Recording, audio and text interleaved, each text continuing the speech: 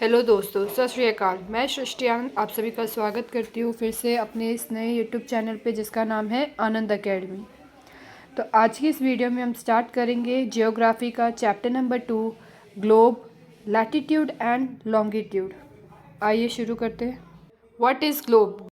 A globe is a spherical model of the earth. जो globe है वो हमारे अर्थ का एक मॉडल है, जैसे कि दिखाता है कि हमारा अर्थ कैसा दिखता है, नॉर्थ पोल क्या है, साउथ पोल क्या है, कौन सी कंट्री किस तरफ पे है। तो ये सभी चीज़ें हम स्टडी कर पाते हैं easily with the help of globe. There are some properties of globe. Number 1, globes comes in various size and types. तो ग्लोब जो है अलग अलग साइज़ के अवेलेबल है, स्मॉल है, वेरी स्मॉल है, बिग है, वेरी बिग है। तो अलग अलग साइज़ में जैसे आपको कन्वीनियंट लगे आप वैसे ग्लोब का यूज़ कर सकते हैं। Then the types of globe. There are two main types of globe. The one is terrestrial globe, the other is celestial globe.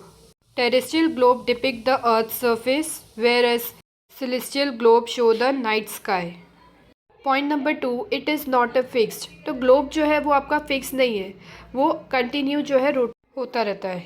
Point number 3, on the globe, countries, continents and oceans are shown in their correct relative size.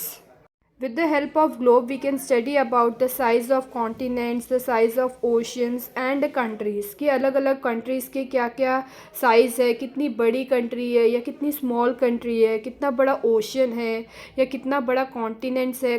तो ये सभी चीज़ें हम पढ़ सकते हैं with the help of globe.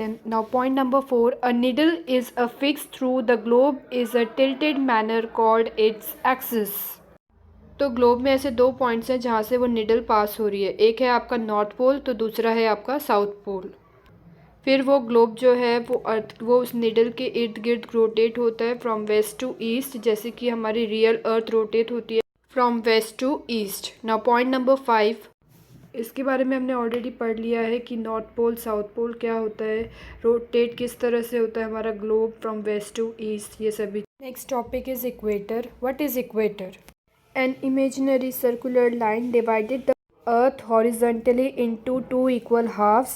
The northern half of the earth is known as northern hemisphere. The southern half of the earth is known as southern hemisphere. तो इस तरह से हमने अपने ग्लोब को दो हिस्सों में बांटा है। जो ग्लोब का ऊपरी हिस्सा है उसको नॉर्थ पोल बोलते हैं, जो ग्लोब का नीचे हिस्से का है उसको साउथ पोल बोलते हैं। और इनको जो हमने सब इक्वल पार्ट में डिवाइड किया है, नॉर्थ हाफ को हम नॉर्दर्न हेमिस्फीयर बोलते हैं एंड साउथ हाफ को हम साउथ हेमिस्फीयर बोलते हैं। Both the hemisphere are equal halfs. All parallel circle from the equator up to the poles are parallel of latitude. Latitudes are measured in degree. The equator represent the 0 degree latitude.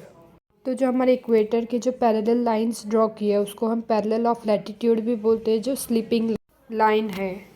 Latitude are measured in degree. Latitude को हमेशा degree form में measure करते हैं। All the parallel north of the equator are called north latitude.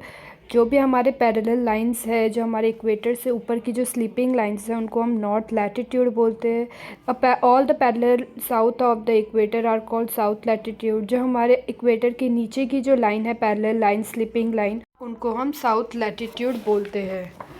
Therefore, the value of latitude is followed by the word north denoted by N and word south denoted by S.